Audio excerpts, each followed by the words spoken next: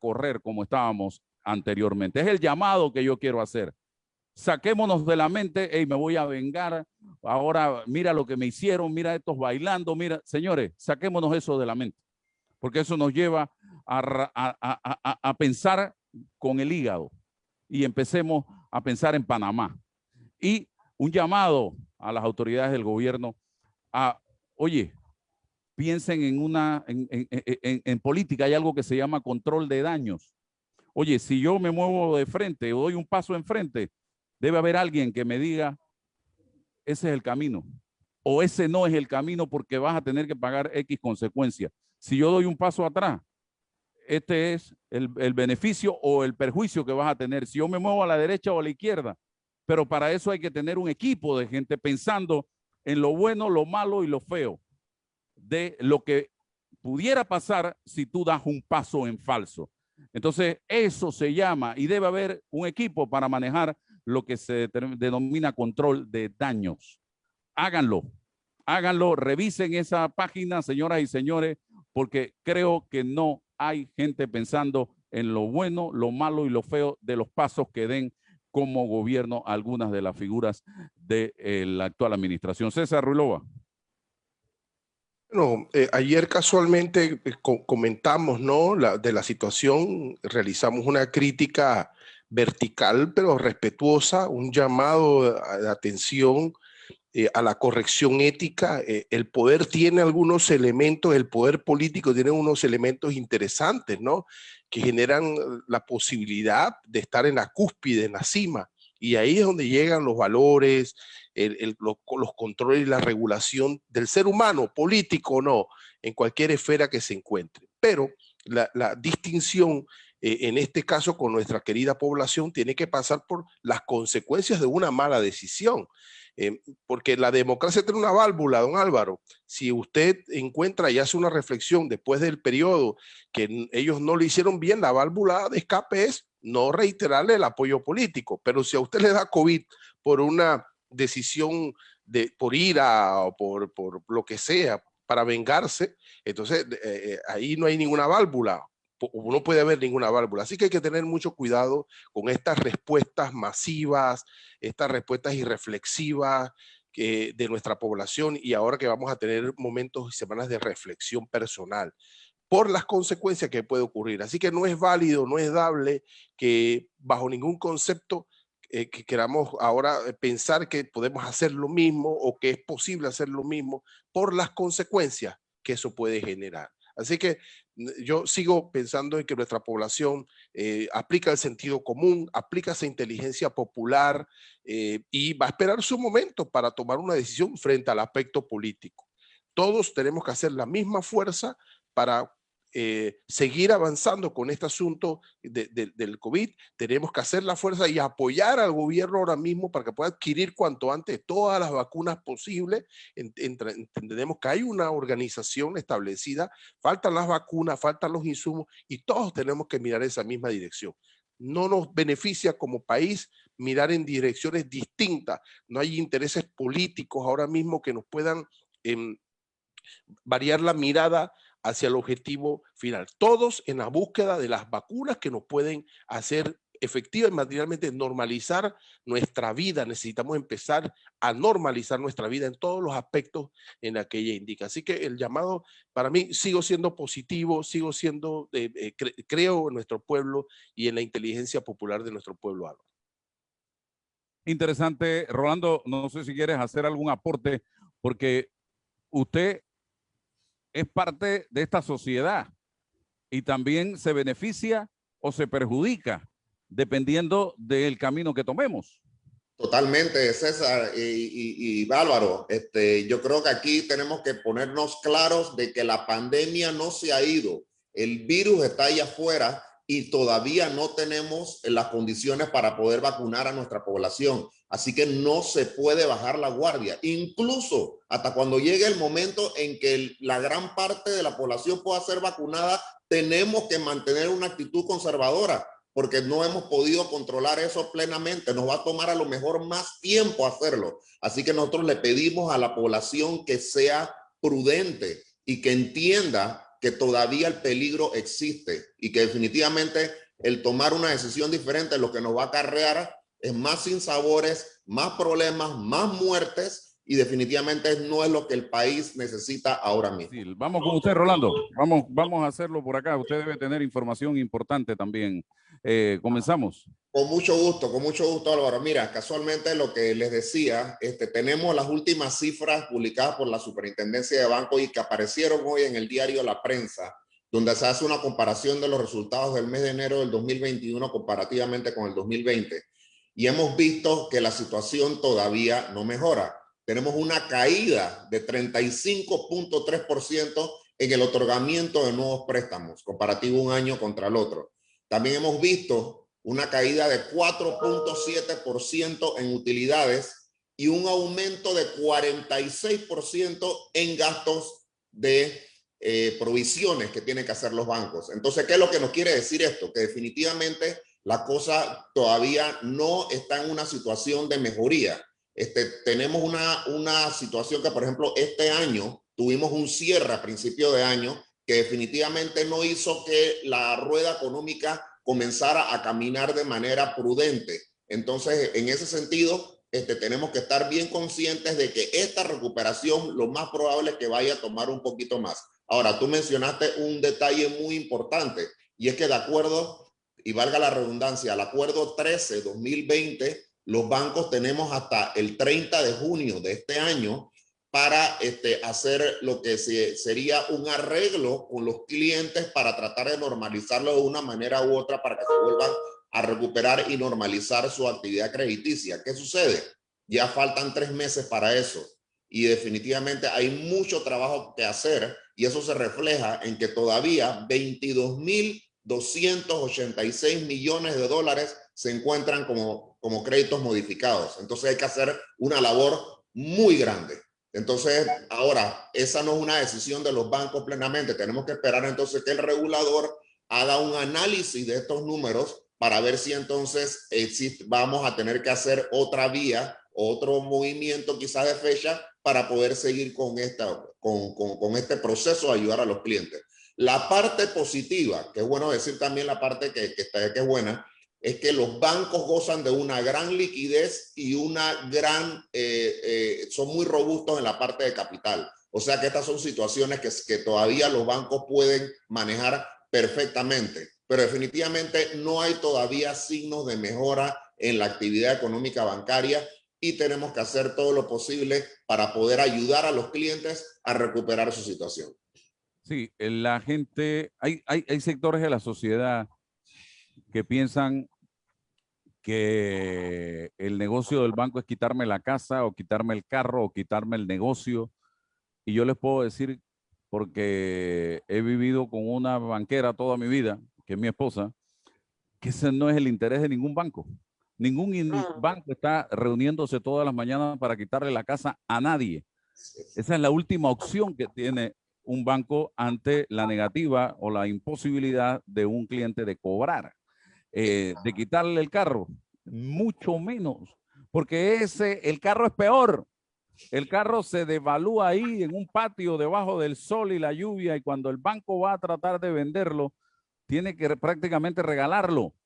Entonces, de eso, quítense esa idea de la cabeza. El negocio del banco es hacer el préstamo y cobrar el préstamo con un interés y punto, don Rolando. Así mismo es, Álvaro, y gracias por mandar este mensaje.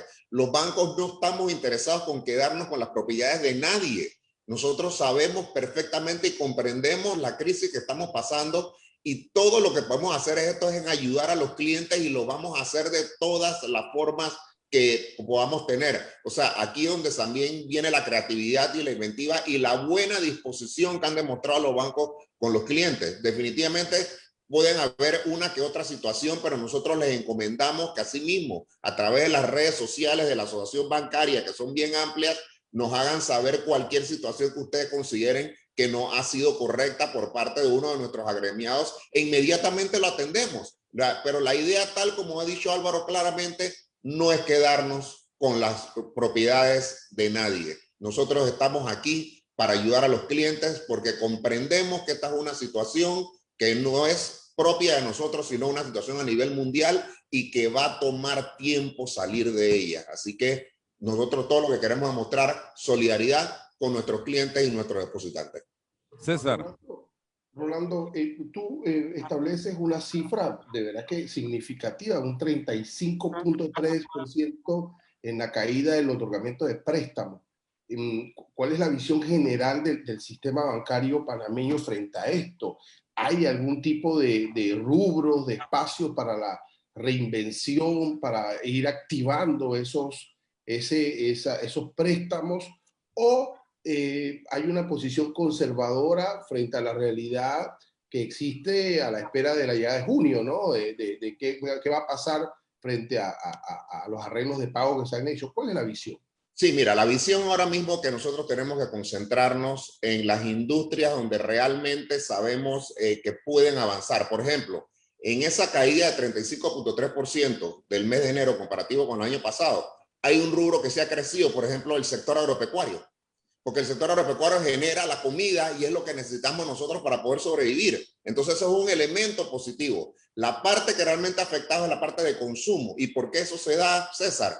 Porque las personas todavía no han recuperado plenamente sus ingresos. Hay muchos contratos suspendidos y hay muchas personas que todavía y que están percibiendo algunos nada y otros la mitad y otros una sola parte de sus ingresos. Entonces todo eso hay que acomodarlo. Entonces para que pueda haber una reactivación en esos nuevos créditos, nosotros necesitamos que se creen las condiciones para que las personas puedan volver a reinsertarse. Entonces, por ese lado, nosotros queremos apoyar sobre todo la parte industrial, la parte que contrata personas para ayudarlos a llevar eso y de tal manera que puedan volver a llamar a su gente y que esto comience a circular nuevamente. Es muy importante tomar el tema que el consumo también es vital en esto. Entonces, cierres y condiciones como esa no ayudan a la parte del consumo. Las personas necesitan confianza para volver a salir a la calle. Pero ¿qué pasa? La confianza no se ha recuperado plenamente porque no estamos vacunados. Entonces, esa es una realidad. Es una realidad entonces que se refleja plenamente en la actividad bancaria, pero nosotros mantenemos la esperanza de que esto poco a poco vaya siendo bella y entonces eventualmente los bancos se sientan en condición de volver a seguir a prestar a medida que las personas puedan recuperar su capacidad de endeudarse nuevamente. Se hace más complicado conseguir un préstamo hoy en día en una entidad bancaria, es la pregunta, pero vamos a la pausa y regresamos en breve. Rolando y César, hoy viernes 26 de marzo cierran las inscripciones al Premio Nacional de Periodismo, 25 años incentivando la excelencia periodística, una organización del Fórum de Periodismo. Hacemos un alto y regresamos. Bien, estamos con Rolando de León hablando hoy de la situación del sistema bancario panameño en medio de la pandemia. Llevamos más de un año ya de estar en esta situación y la banca está resintiendo ya evidentemente esta situación. Los bancos dependen mucho de ese préstamo y pago del préstamo para poder vivir. Es como un negocio que vende insumos, que vende productos. ¿Qué es lo que vende el banco? El préstamo. Exacto. Con ese dinero que presta, recibe un interés y con ese interés es entonces que puede funcionar. Y en este momento están resintiendo, lo está planteando nuestro invitado, porque el poder adquisitivo del panameño ha caído, hay muchos contratos suspendidos, hay mucha gente que está ganando o devengando un salario, pero recortado en un 25, en un 30, hasta en un 50%, y todo eso está impactando en el poder adquisitivo del panameño. Mucha gente ha tomado la decisión, a pesar de estar trabajando, y le hago el llamado a la gente que está en este caso, a pesar de estar trabajando, de estar recibiendo un salario, de acogerse a la moratoria, en vez de recortar en otras cosas. Esto es peligroso y se los digo. ¿Por qué? Porque estás acumulando esa deuda. ¿Qué va a pasar cuando se termine la moratoria? Vas a tener eso allí y vas a tener que hacerle frente de todas maneras cuando pudiste de una u otra manera llegar a un acuerdo con tu banco, personalmente, acudiendo al hogar y decirle, mira, la verdad, yo estoy en esta situación, ¿qué podemos hacer? También conozco de casos de personas que en este momento se han percatado, y eso vamos a hablarlo con Rolando, de que están en la moratoria y ni siquiera la solicitaron, porque hubo bancos que lo hicieron automáticamente. Yo le voy a decir mi caso. Yo recibo una llamada de un banco, no voy a mencionar el nombre, donde yo tengo una hipoteca, y me decían si yo iba a continuar o si yo me iba si yo quería seguir con la moratoria. Yo le dije, pero es que yo nunca pedí ingresar a la moratoria, porque yo le tengo miedo al después. Yo quiero seguir pagando mi préstamo hasta donde Dios quiera, hasta donde yo pueda. Bueno, tiene que hacerme una carta diciéndome eso. Digo, pero es que yo no voy a hacerle ninguna carta diciéndole eso, porque yo no le hice ninguna diciéndole lo otro.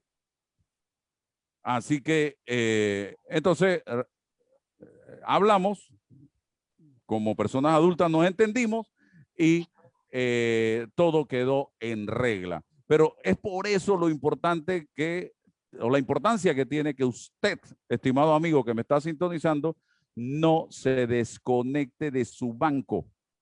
Siga llamando, siga hablando con su ejecutivo. ¿Cuál es mi situación? Hable con él. Vamos inmediatamente, retornamos a Omega Estéreo. Estamos con Rolando de León, de la Asociación Bancaria de Panamá. Rolando, hablábamos hace un momento de cómo vive el banco, de qué vive el banco, porque el negocio del banco, cómo funciona, y también de la importancia que tiene seguir comunicándote con tu ejecutivo del banco mes a mes, si es posible. Adelante. Así mismo es, gracias Álvaro nuevamente. Y básicamente el negocio del banco es un negocio de intermediación y un negocio de riesgo. Definitivamente nosotros recibimos un interés por los préstamos. ¿Y qué hacemos con ese interés? Número uno, pagarle a los depositantes, porque si no tenemos depósitos, no podemos prestar. Y entonces lo demás que se hace allí es para pagar los salarios de las personas que trabajan en los bancos y los gastos de operación que tienen los bancos. Y de ahí entonces lo que queda sería la utilidad del banco. O sea que es un negocio de intermediación donde simplemente por un lado pagamos a los que tienen exceso de dinero y por otro lado prestamos a las personas que lo necesitan.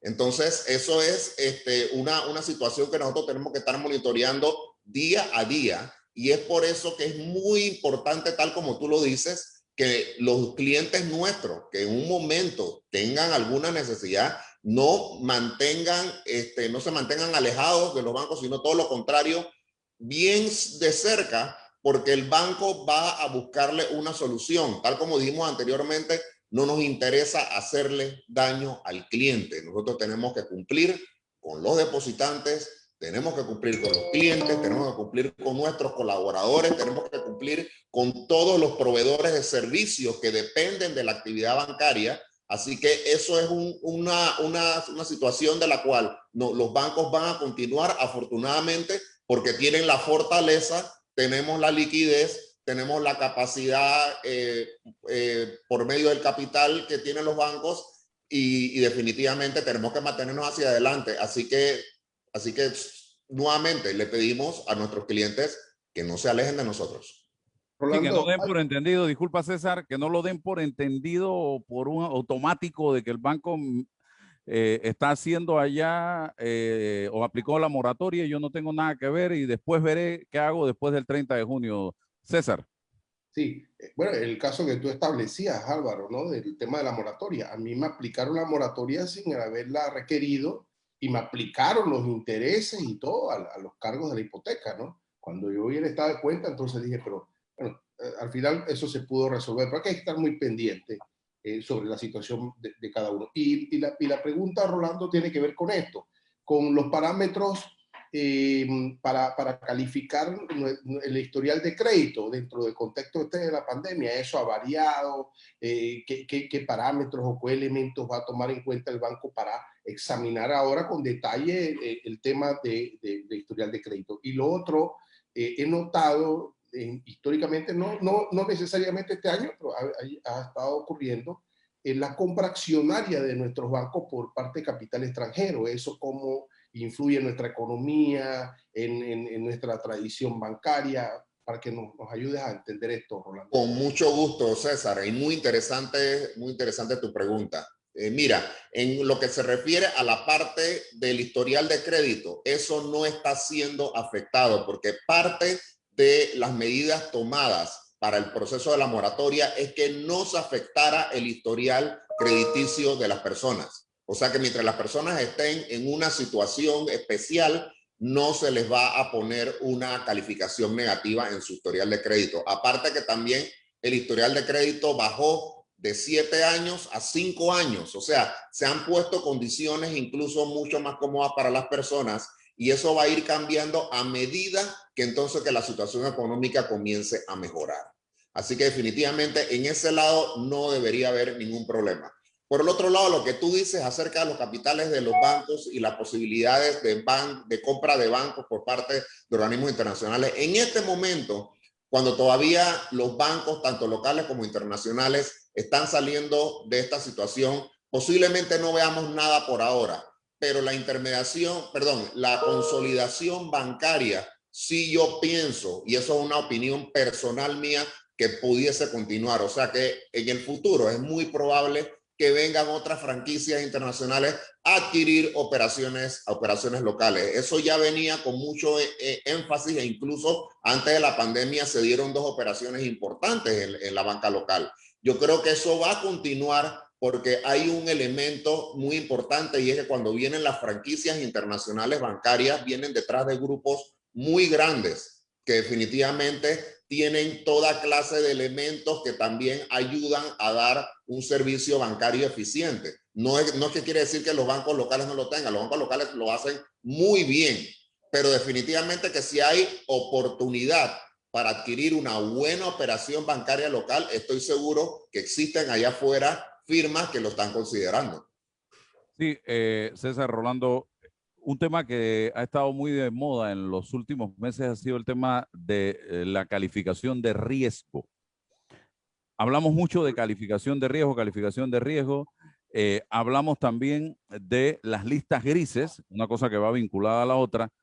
Y me gustaría que en pocas palabras le expliques con algún ejemplo a la población que nos está sintonizando en esta docencia que estamos haciendo, esto de calificación de riesgo, esto de listas grises y el impacto que esto pueda tener en el panameño, en la calle, en el país, en las finanzas públicas. Adelante, Rolando. Así es, y vamos a explicárselo de una manera bien simple. El tema de las listas grises, el tema de las calificaciones de riesgo es un tema reputacional. En pocas palabras, cuando se nos baja la calificación de riesgo, quiere decir que la percepción de riesgo del país aumenta. ¿Cómo se traduce eso? Que en el momento que bancos internacionales van a concederle líneas de crédito a los bancos locales, estas líneas van a costar más dinero.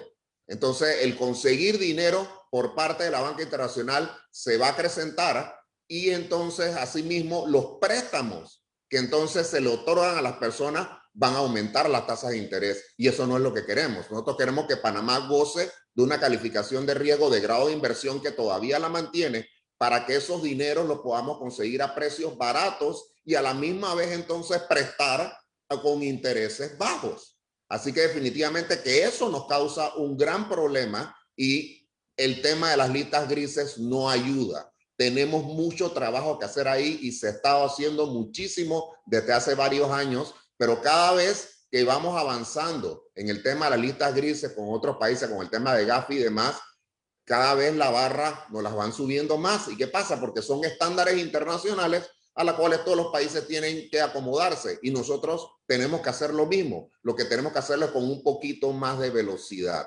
Pero esta es la incidencia que hace este tema, que para algunos les lo suena muy complicado. La cosa es bien simple. Si tenemos baja calificación de riesgo, nos van a prestar más caro y por lo tanto la plata nos va a costar más. Pero Rolando, hay temas puntuales a los que no le hemos podido dar respuesta, que también influyen en este escenario gris. El tema de la corrupción, el tema de la justicia, el tema de la inseguridad jurídica, son aspectos importantes que son evaluados al momento de meternos o sacarnos una lista gris. Así mismo es, Álvaro. Álvaro, lo has dicho perfectamente. No nos ayuda que Panamá siga saliendo también en las noticias con temas de corrupción y sobre todo con temas de inseguridad jurídica. Y eso es lo que está pasando, por ejemplo, con algunas de las iniciativas legislativas que nos han afectado. En Panamá existe una regulación bancaria, existe una ley bancaria, existe un regulador bancario. ¿Qué sucede? Que cuando dejamos que la parte legislativa comience a regular sobre un tema que ya está normado, definitivamente eso nos manda un buen mensaje hacia afuera y no vamos a tener el interés de otras firmas bancarias y de muchas personas que van a querer invertir en el país porque dice, oye, hay un marco y de pronto viene una iniciativa legislativa y lo cambia todo. La inseguridad jurídica es fundamental. Así que yo le hago un llamado también a los que tienen que ver, a los responsables en esto, que se está jugando con la seguridad del país y se está jugando con el buen nombre del país, porque de esa manera no vamos a lograr que vengan más instituciones a invertir con nosotros, no solamente en la parte financiera, sino en la parte de turismo, en la parte de servicios logísticos. ¿Por qué? Porque sienten que aquí en Panamá las leyes las cambian de un día para otro. César. Rolando, dos temas. El sector construcción, ¿qué visión tienen ustedes sobre la reactivación en los préstamos, en la relación banco-sector construcción? Creo que eso ha estado en una situación difícil allí. Y lo otro tiene que ver con, entendimos que en algún momento el presidente de la República tenía dentro de sus proyectos inyectarle a la banca un capital para que la banca entonces pudiese administrarla en préstamos blandos, e ir reactivando las actividades económicas, microactividades económicas con estos préstamos. Si los bancos privados se han incorporado a este proyecto, si existe este proyecto y cuál es la situación de este proyecto. Claro que sí, César, con mucho gusto. Mira, en la parte de construcción, ya la industria de construcción ya venía con una caída mucho antes de la pandemia. O sea, había una situación que se estaba poniendo difícil, estaban aumentando los inventarios tanto de la parte de vivienda como de la parte comercial. Entonces ya traíamos una situación que no era la más correcta. ¿Qué sucede? Con la venida de la pandemia se suspende la construcción. Entonces también el sistema en general se paraliza. ¿Qué es lo que estamos haciendo? Nosotros sentimos que todavía la parte de construcción tiene cabida, pero necesitamos inversión para que la misma pueda generar una actividad correcta. Por ejemplo, en la parte de construcción de casas, Panamá tiene un déficit habitacional y entonces todavía hay que cubrirlo. Y fíjate que casualmente ese es el único sector en la parte de la construcción que sí ha tenido un dinamismo, porque los proyectos de casas de interés social han continuado, las ferias han continuado y todavía hay una actividad, un poquito menos, pero todavía continúa. Entonces la parte de construcción de viviendas ya de un sector mucho más alto, ese es el que hay que trabajar porque ese es un mercado que se ha quedado atrás. ¿Y por qué se ha quedado atrás? Porque en un tiempo tuvimos una migración importante internacional de personas que vinieron de otros países a invertir a Panamá y esa migración se ha detenido. Entonces tenemos que buscar un nuevo mercado para poder entonces colocar ese inventario. Entonces, por otro lado, otra cosa que puede ayudar mucho a la actividad de la construcción es que el gobierno ejecute obras importantes de inversión social, por megaproyectos y demás. Este es el momento de hacerlo. Definitivamente que eso nos puede ayudar muchísimo en esa parte.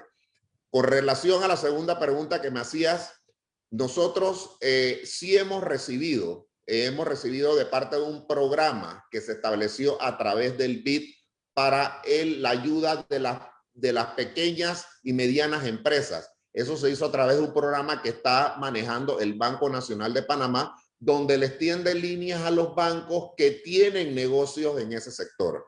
Y entonces ese mecanismo está funcionando. Algunos bancos los estamos utilizando y definitivamente que es parte de un poco de la dinámica donde se están dando fondos que son relativamente baratos para poder seguirle prestando a estas personas que necesitan obtener una nueva relación de crédito, pero intereses más bajos, porque estos fondos vienen con un interés mucho más bajo que el que conseguimos con nuestros clientes. Así que entonces definitivamente hay un dinamismo allí. El Banco Nacional estaba manejando eso y yo creo que sería muy interesante en un momento que nuestro gran amigo Javier Carrizo nos pudiera también explicar un poco de cómo le ha ido, cuál ha sido la experiencia con el resto de los bancos al respecto.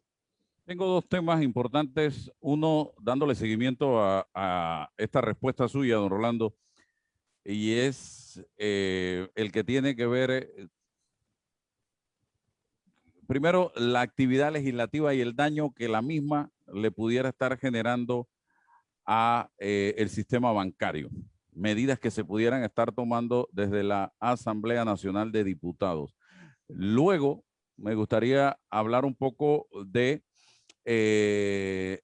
la cantidad de millones de dólares que pudieran generarse. Usted habló de inversión privada, de la inversión pública, que es importante. Bueno, ¿qué es lo que más le conviene al país en este momento en tema de inversión pública? Porque se habla de asociaciones pública-privadas, se habla de contratos llave en mano, ya hemos pasado por ambas. ¿Cuál es la que más le conviene y la que menos riesgo representa, o una mezcla de ambas pudiera funcionar también? Adelante. Sí, una mezcla de ambas perfectamente es la que pudiese funcionar. Por otro lado, hemos visto que proyectos importantes como el cuarto puente sobre el canal, sobre la línea 3 del metro, sobre el corredor de las playas, esos son megaproyectos que es importante que estén nuevamente activos, que se estén dando plenamente porque eso genera una gran cantidad de empleomanía. Y como tú has dicho también, nuevamente se ha puesto a la consideración los proyectos llave en mano, que en un momento se criminalizaron prácticamente y no es así. Ese es un método para poder echar adelante la economía, donde simplemente la persona que es el que va a ejecutar el proyecto tiene que buscar su financiamiento en la banca internacional para luego pasarle un estado de cuenta al gobierno. Entonces definitivamente eso le da un aire en la parte fiscal al Estado para recibir entonces el bien cuando ya el mismo está terminado. Entonces yo pienso que esas cosas hay que ponerlas a trabajar porque definitivamente le añaden un aspecto importante. Y por otro lado, como dices tú, las asociaciones público-privadas, donde definitivamente podemos utilizar la experiencia y sobre todo el control que tiene la parte privada para que entonces podamos llevar adelante proyectos que si los ejecutáramos por la parte pública nos tardaría mucho tiempo. Entonces eso definitivamente también nos ayuda. Así que, como dices tú, es una combinación un poco de todo. Rolando, para nuestros futuros banqueros, yo pienso, por lo menos en el tema de la abogacía, cuando uno revisa las cláusulas para resolver los conflictos en estos contratos, estos grandes contratos, estas grandes obras, lo que se aplica es el arbitraje internacional. Es la fórmula para resolver el tema, ¿no? Y cuando examino en nuestra Facultad de Derecho, por lo menos en nuestra alma mater de la Facultad de Derecho de la Universidad de Panamá, no se ofrece la materia de arbitraje. Entonces, ¿hacia dónde vamos con nuestros abogados, no? Sobre esa realidad puntual. Con respecto a nuestros futuros banqueros, Rolando, si hablamos de la consolidación bancaria, o sea, de la fusión de grandes capitales para consolidar un negocio, y el efecto de eso, bien o mal, es reducir y hacer efectivo el factor humano. ¿Qué le podemos decir a nuestros futuros banqueros frente a esa realidad de las fusiones, de las consolidaciones? ¿Hay alguna forma de orientación de parte del sistema de nuestro banquero con experiencia, con las universidades? ¿Qué hay sobre eso? Definitivamente que sí, César. Mira, y te doy un poco de contexto al respecto. Definitivamente que una de las cosas que nos enseñó la pandemia es que la banca necesita hacer un proceso de transformación. Hay algunos bancos que ya lo han establecido, bancos que se han hecho mucho más ágiles, mucho más digitales, y también las personas han entendido que hay otra forma diferente de hacer banca utilizando la tecnología. Entonces, ¿qué ha traído eso? Que ahora los bancos están pensando en un nuevo estilo de hacer el negocio. ¿Qué pasa? Los bancos más pequeños pueden transformarse más rápido, mientras que los grandes bancos les toma un poco más de tiempo. Entonces, tenemos que enseñar lo que incluso está pasando en otros lados, y te voy a dar dos detalles. Ya hay países donde, por ejemplo, el efectivo ya no se utiliza. nosotros tenemos que ir para allá, para que veas una cosa. Por otro lado, ya los cheques tampoco se utilizan en muchos otros lados. Eso también tenemos que pensar que eso viene un futuro. Y así, de esa forma, comenzamos a bancarizar más personas. Eso no quiere decir que efectivamente los bancos tienen que reducirse, simplemente los bancos tienen que transformarse para dar servicios diferentes, servicios directos que puedan beneficiar a la población. Toda persona en este país tiene el derecho de tener una cuenta bancaria y se han hecho muchos esfuerzos en ese sentido, incluyendo a nivel del Estado, por ejemplo, por parte del Banco Nacional con su billetera móvil, ya está haciendo pagos de los programas sociales del gobierno de manera digital. Eso definitivamente toma a esas personas y las introduce dentro del sistema bancario, y eso es lo que tenemos que lograr. Entonces, la oportunidad que hay es una oportunidad de transformación hacia un futuro mucho más digital y que a la misma vez pueda dar una cantidad de servicios que actualmente las personas usuarias de los bancos no utilizan y que lo pueden hacer. Entonces, ese es el futuro que yo le veo a la banca, ese proceso de transformación tecnológica y de agilidad. Bien, tengo que hacer un alto. Voy a dejar sobre la mesa una pregunta para Rolando que va en la dirección retomando lo de la actividad legislativa y lo segundo, el satanizar a la banca. Vamos a la pausa y regreso enseguida. Y es que acá sigo en redes sociales, se ha intentado satanizar a la banca panameña, planteando aspectos negativos de los bancos.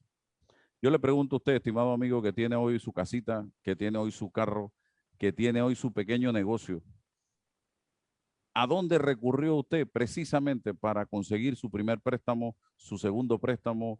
¿A dónde recurrió usted cuando necesitó una tarjeta de crédito? ¿A dónde recurrió usted cuando necesitó comprarse un carro por primera vez o su segundo carro? La mayoría de la gente no logra comprar cash, ni la casa, ni el carro, ni poner su negocio.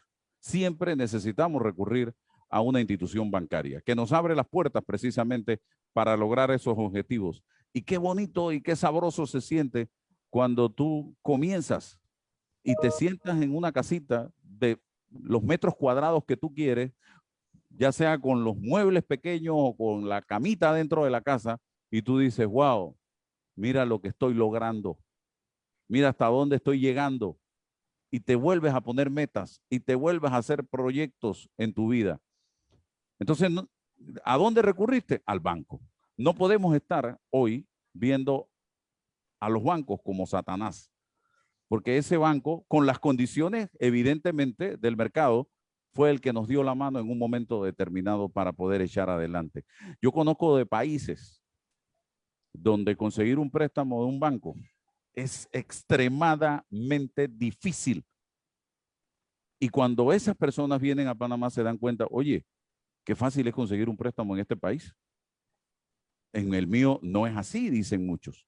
Entonces vamos a hablar de eso con Rolando de León, un experto en estos temas, fue gerente del Banco Nacional y maneja mucho esta temática, estimados amigos.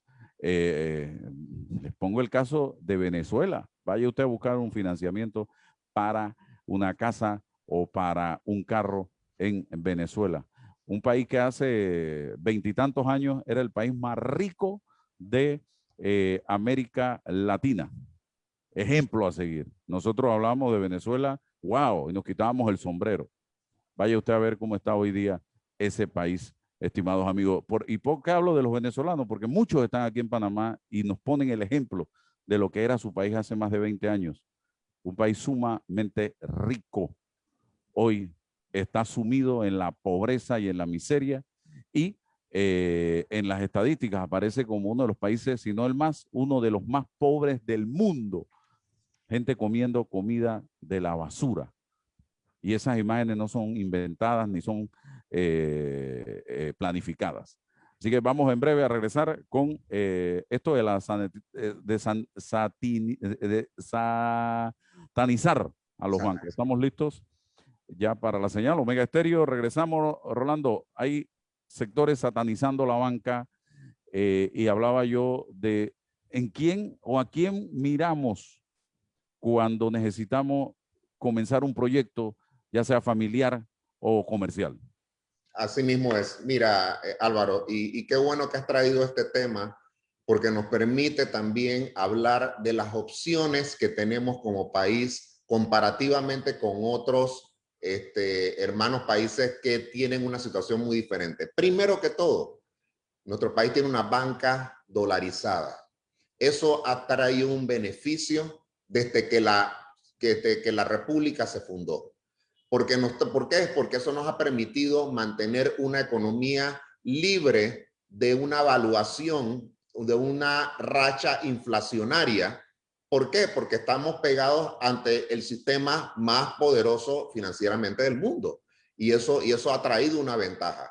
Lo segundo, que es una ventaja, es que en este país, al no existir una banca central, no existe control monetario, no existe una política monetaria, no hay una persona que diga, este día vamos a hacer esto, ahora vamos a meter dinero, vamos a sacar dinero, vamos a subir intereses, nada de esto.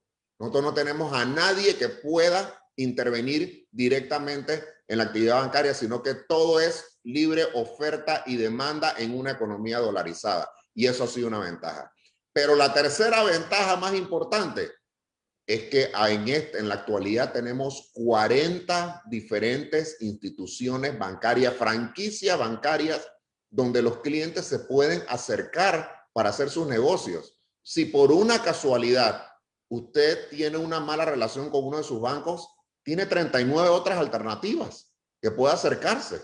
O sea que nosotros, primero que todo, esto no es una actividad monopólica, muy lejos de ser monopólica. Ahí es una actividad sumamente competitiva. Y usted cuando comienza a ver y entra, por ejemplo, al web y ve las páginas web de los bancos, ve una gran cantidad de ofertas y beneficios que muchas veces una persona dice, oye, ¿y ahora realmente para dónde voy si tengo dónde escoger? No es lo mismo en otros países, como dices tú, las alternativas son muy pocas y están sujetos a otras situaciones económicas, como por ejemplo altas tasas de interés o inflaciones rampantes que nosotros no tenemos aquí en Panamá. Entonces, definitivamente que no podemos satanizar un sistema que nos ofrece una gran cantidad de alternativas para que nosotros podamos hacer nuestro negocio. Bancos de capital local, bancos de capital internacional, bancos estatales, tenemos de todo. Así que definitivamente tenemos que saber utilizar las oportunidades que nos da el sistema para que podamos hacer nuestro negocio y nuestra actividad personal. Lo que comenta Rolando, ¿no? Y mucho de esto se escucha en la narrativa política, cuando en los debates para la ley de la moratoria se ubicaba un enemigo. Entonces el enemigo era el sistema bancario para justificar una ley de moratoria. No tenía ningún sentido, ¿no? Yo decía, pero no hay que llegar a ese extremo de la narrativa para aplicar una situación coyuntural, ¿no? Y eso va abonando en el ideario nacional, popular, que el enemigo es el banco, cuando una de nuestras fortalezas como país es nuestro sistema bancario, nuestra posición geográfica, nuestro canal de Panamá, nuestro sistema bancario, nuestra gente, nuestra idiosincrasia. Pero quizás en el debate político escuchamos esta narrativa y eso quizás queda anclado en algún sector, pero no tiene nada que ver, Rolando. Y llegará junio y tendremos que nuevamente reevaluar si hay que extenderlo o no, pero un diálogo calmado, un diálogo sosegado, un diálogo con templanza, no para ganar réditos políticos, sino hacer las cosas que haya que hacer. Así es, César. Punto, ¿no? Muy bien. El futuro, hablemos del futuro, de las proyecciones. Don Rolando. Bueno, en las proyecciones, primero que todo, cuando consultamos a las diferentes firmas que tienen que ver con la parte de tratar de definir cómo nos puede ir este año, todos apuntan a que vamos a tener un crecimiento del Producto Interno Bruto en este año, porque lógicamente tuvimos un año 20 que cayó casi 18%. Es lógico que con una reactivación, aunque sea parcial, vayamos a tener un crecimiento, pero tenemos que pensar en un crecimiento en un futuro sostenido para poder llegar a los niveles que teníamos a principios del 2020. Yo creo que esto nos va a tomar no solamente este año 2021, sino probablemente el año 2022, para que nosotros podamos llegar a ese nivel y entonces comenzar a crecer sostenidamente como el país lo venía haciendo. Nosotros teníamos una racha de prácticamente 30 años de crecimiento sostenido. Eso no se ha visto en el mundo entero. Y en eso nosotros tenemos que sentirnos orgullosos porque es casualmente esa estructura que César hablaba de país que tenemos, que nos hace atractivo a otros, donde definitivamente podemos gozar de una situación como esta. Definitivamente que el bajón que tuvimos en el 2020 va a ser duro de recuperar, pero quiero recordar algo. En 1989, y recuerdo plenamente, cuando después de la invasión se reunieron las grandes cabezas en ese momento para pensar cuál sería el futuro económico. Estoy hablando de personas como Billy Ford, Lucho Moreno, Mario Galindo, que en ese momento eran las mentes que estaban manejando la parte económica, y ellos pronosticaban que el crecimiento de Panamá podía tomar quizás a lo mejor la mejora iba a tomar a lo mejor unos 20 años para que nosotros llegáramos al nivel y lo hicimos en 4 años. En 4 años, en el año 1994, cuando hicimos las primeras elecciones libres después de la invasión, Panamá estaba plenamente recuperado. O sea, una cosa increíble después de haber vivido una situación muy grande. Pero ¿por qué sucedió? No fue porque vino un milagro, no fue porque vinieron montos de afuera, sino porque las personas se decidieron a echar hacia adelante. El panameño tiene eso, que el panameño no se queda, como dice mi mamá, achicopalado. El panameño echa para adelante. Y yo creo que esa misma actitud tenemos que tomarla ahora, pero ahora nos queda también cuidarnos.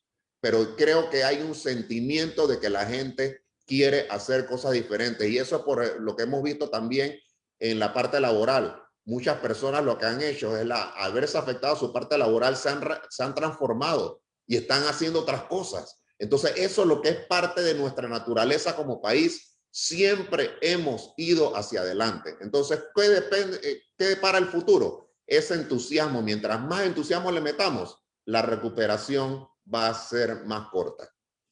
Bueno, quiero agradecerle a Rolando de León, César, por haber aceptado esta invitación el día de hoy, haciendo docencia sobre un tema tan importante, el tema del sistema bancario panameño. Voy a hacer un ejercicio un día de estos para también tener aquí con nosotros a uno de los creativos de toda esta estrategia, que fue Nicolás Ardito Barleta, en aquellos años.